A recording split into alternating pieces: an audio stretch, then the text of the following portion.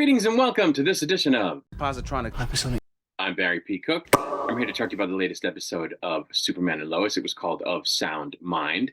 And as it starts, we find Clark in a spouse's support group. And it was pretty dark. Again, the stuff they were talking about in this spouse of a cancer patient support group. Apparently, he didn't like the meeting very much, which I can understand, as he tells Lois it wasn't for him. Meanwhile, Lana has to do mayor stuff and leaves her youngest a bit high and dry as Sarah is busy studying and it's not Kyle's night with the kids, plus he's working.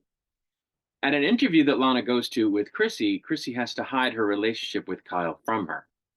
Speaking of Kyle, he's got Jonathan working training duty at the fire station and he's basically being hazed by the whole firehouse. Superman is called to the DOD when one of Mannheim's creations is in dire need of help, which he thinks only Mannheim can give him, but which Mannheim says he can't give him when Superman brings him to him, and says that Superman should take him to a hospital, which he does, but the guy dies. Speaking of Mannheim, he's experimenting with or on Bizarro. Kyle and Chrissy get it on at Kyle's place, and Chrissy says she wants to let Lana know about their relationship because she feels awful keeping it from her, but Kyle prefers waiting a little longer. Turns out that Lois is looking into getting her affairs in order just in case she dies, and this, of course, freaks Clark out. Jordan trains with Clark, and he's really being put through his paces, which causes tension between he and Clark.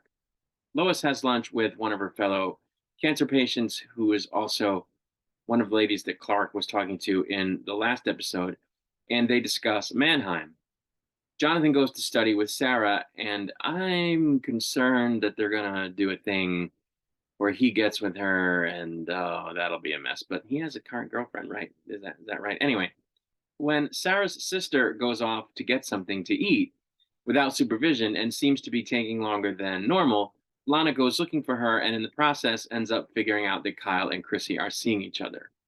Lois reads Clark the riot act because he refuses to acknowledge that she might die, while simultaneously working Jordan hard because of the potential for him to get hurt if he's not prepared. And she then takes off to go for a ride to calm down.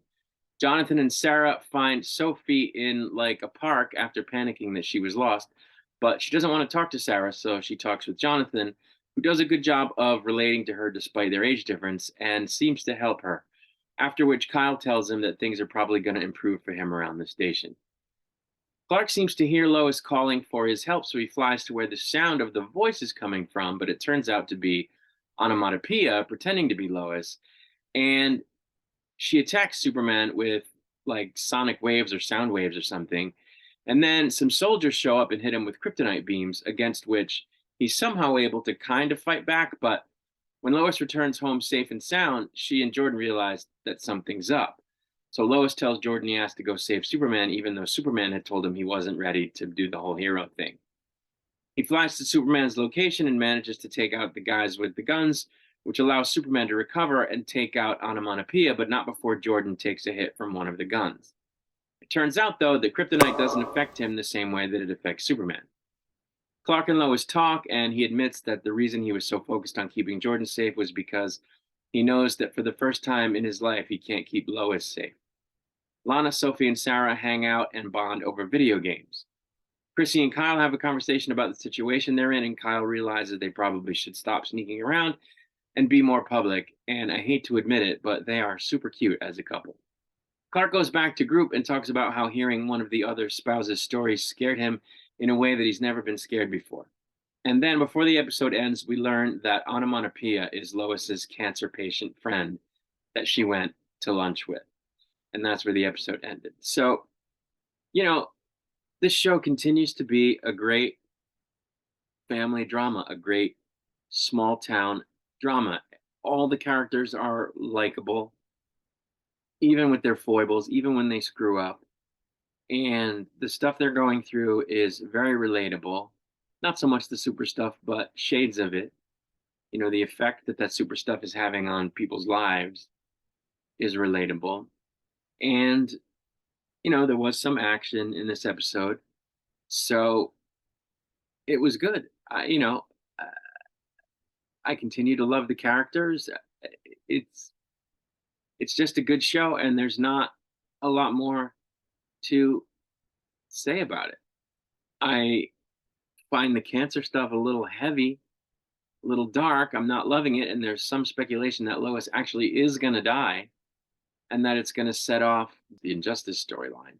And in that story, I don't believe Lois comes back, so I don't know how they would do it because obviously she's got to come back for the show.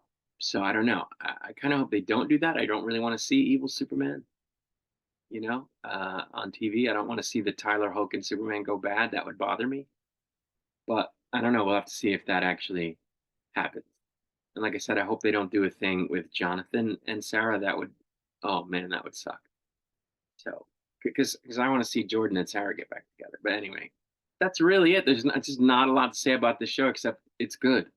Uh, You know, that's really it. And I hope it gets another season. I mean, that's the talk.